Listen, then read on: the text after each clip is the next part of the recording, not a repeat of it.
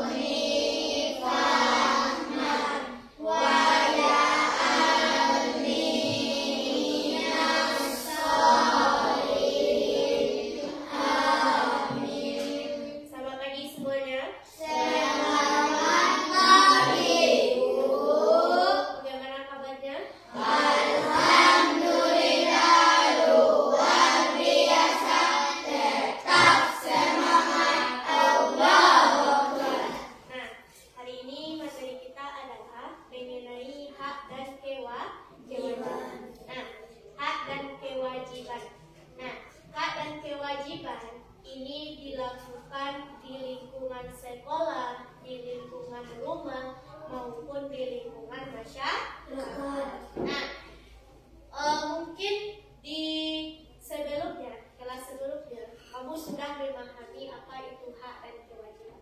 Yaitu di kelas 2 itu sudah mulai belajar mengenai hak dan kewajiban. Nah, jadi kita sebagai siswa di sekolah harus memahami apa itu hak, apa itu kewajiban. Nah, ini Ibu tanya, siapa yang tahu apa itu kewajiban? Ada yang tahu kewajiban? Boleh tunjuk tangan. Nah, Firman tadi, apa kewajiban? Yang harus apa? Nah, yang harus didapatkan itu adalah kalau kewajiban? Sesuatu yang harus kita kerjakan. Nah, jadi antara hak dan kewajiban itu harus kita lakukan dengan cara seimbang. Nah, jadi melaksanakan hak dan kewajiban harus dilaksanakan secara seimbang itu maksudnya apa? Kerjakan dulu kewajiban, baru kita mendapatkan hak. Nah, kalau kita sebagai siswa, melaksanakan kewajiban dan hak ini akan membantu siswa yang disiplin, siswa yang bertanggung jawab. Nah, mau jadi anak yang disiplin? Nah, apa saja contoh kewajiban yang ada di sekolah? Nah, kita coba lihat videonya ini dulu. Apa contohnya?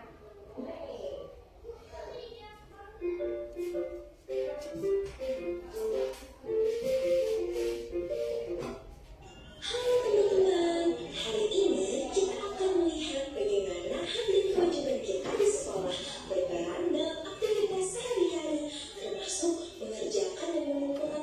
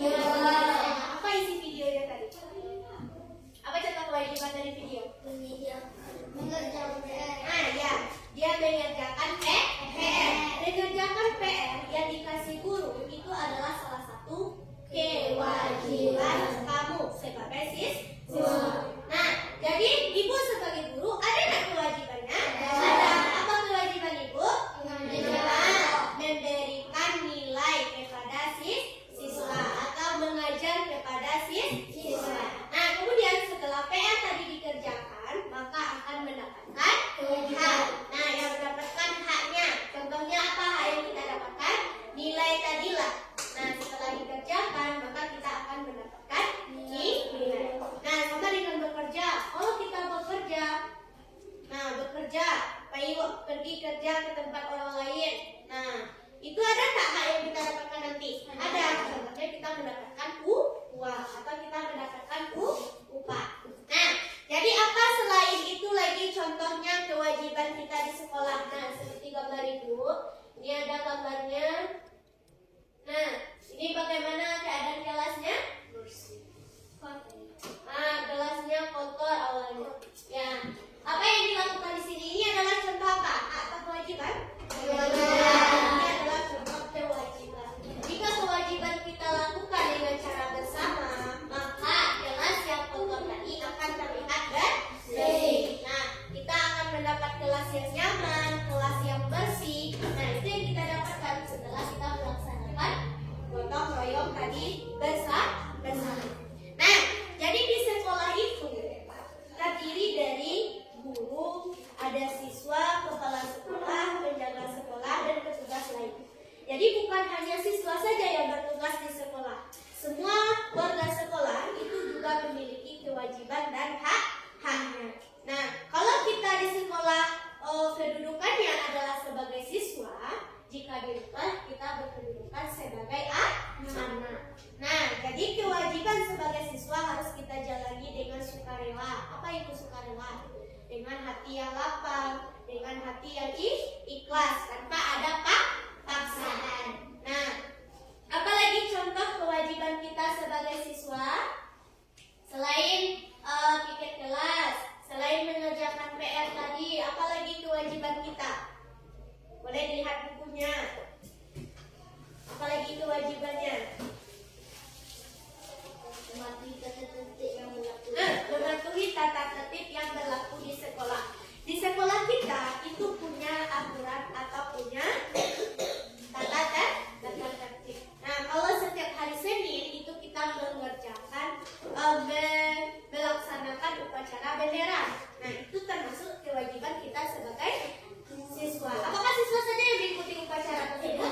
Tidak, semua warga sekolah juga mengikuti upacara. Apalagi tata tertib yang ada di sekolah, peraturan yang ada di sekolah, menjaga kebersihan, berpakaian yang rapi, itu termasuk juga menjaga etika kita. Bagaimana cara kita berbicara kepada yang besar, kepada yang kecil, atau kepada sesama teman.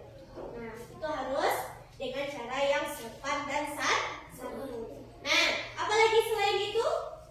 Kewajiban menjaga nama baik sekolah. Menjaga nama baik sekolah. Kalau kita sebagai siswa SDN 15 Sidangtangah harus mengharumkan nama sekolah. Nah, kalau kita keluar pasti ditanya. Tidak, iya ditanya kita. Di mana sekolah kita? Iya ditanya. Ya, di mana sekolah Haziq? Pasti ditanya kita sekolah. Nah, setelah itu apa lagi? Memperhatikan materi yang harus dijelaskan oleh guru. Jika kita mendengarkan atau memperhatikan, pasti kita akan paham apa yang dijelaskan oleh guru. Nah, jadi kewajiban di sekolah itu tidak boleh kita lakukan dengan cara terpaksa. Kalau kamu menjalankan kewajiban ini dengan senang hati, ini sudah sesuai dengan nilai-nilai Pancasila. Sila keberapa teman? Nah, sila kelima yang bunyinya adalah Keadilan sosial keadilan sosial bagi seluruh rakyat Indonesia. Nah, dengan menjalankan kewajiban ini, banyak manfaat yang kita dapatkan. Apa manfaat yang kita dapatkan? Siapa yang tahu apa manfaatnya? Apa manfaat kita? Ada yang tahu? Nah, manfaat yang kita dapatkan itu adalah yang pertama akan menjadikan siswa yang bertanggung jawab dan disiplin. Nah, kalau kita diberikan beban, contohnya kamu diberikan tugas, diberikan PR, diberikan tugas piket kelas, itu adalah tanggung jawab kamu bersama. Mungkin kelas lain piket di kelas kita? Tidak. Mungkin orang lain mengerjakan PR kita? Tidak. Nah, itu adalah tanggung jawab kita. Nah, mencegah perpecahan atau permusuhan di sekolah. Nah, tidak ada pertengkaran. Akan damai. Kita berteman. Apalagi manfaatnya? Kehidupan di sekolah akan menjadi teratur dan tertata. Kalau tidak teratur dan tertata, maka lingkungan sekolah kita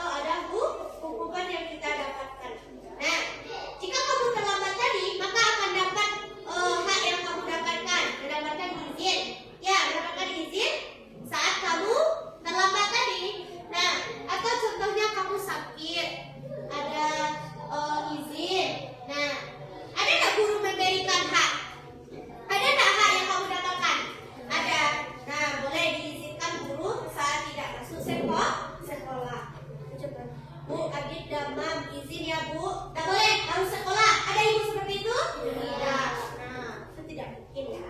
Nah, jadi kewajiban dan hak adalah dua hal yang harus kita pahami sebagai siswa. Nah, jadi keduanya ini berbeda, namun saling berkaitan. Nah, kalau kita kerjakan kewajiban, kita kerjakan hak tidak kita kerjakan, maka dia akan berat sebelah. Nah, karena hak dan kewajiban ini harus kita kerjakan dengan cara seimbang. Nah, jadi guru dan keluarga sekolah lainnya juga memiliki haknya. Nah, ibu sebagai guru ada nggak hak ibu? Ada apa hak ibu? Menerima gaji. Nah, mendapatkan penghasilan, yaitu mendapatkan pelatihan. Ibu berhak juga nak mendapatkan kasih sayang dari siswa.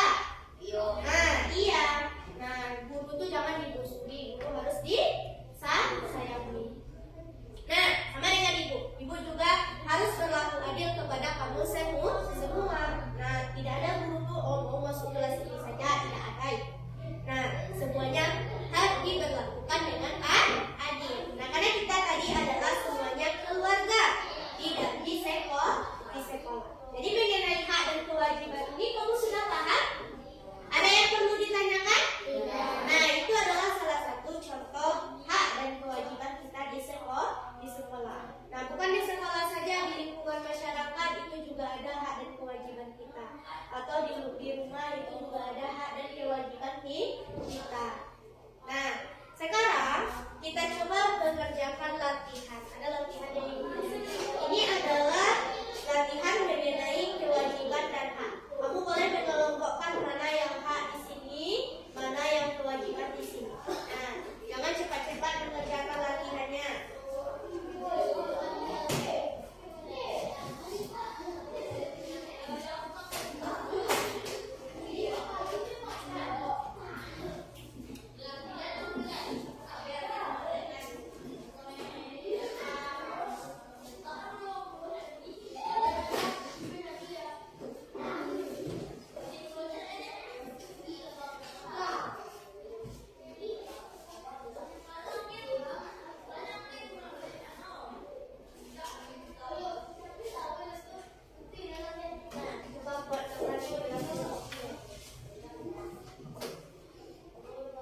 Ya, itu kabar anak yang dijemput itu pakai mobil. Nah, itu kan masuk apa itu?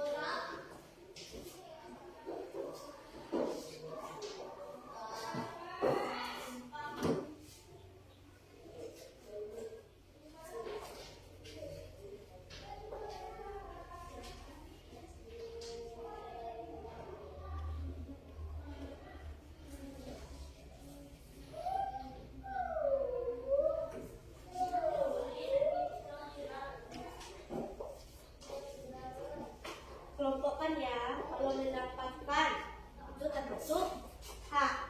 Kalau mengerjakan itu termasuk kewajiban.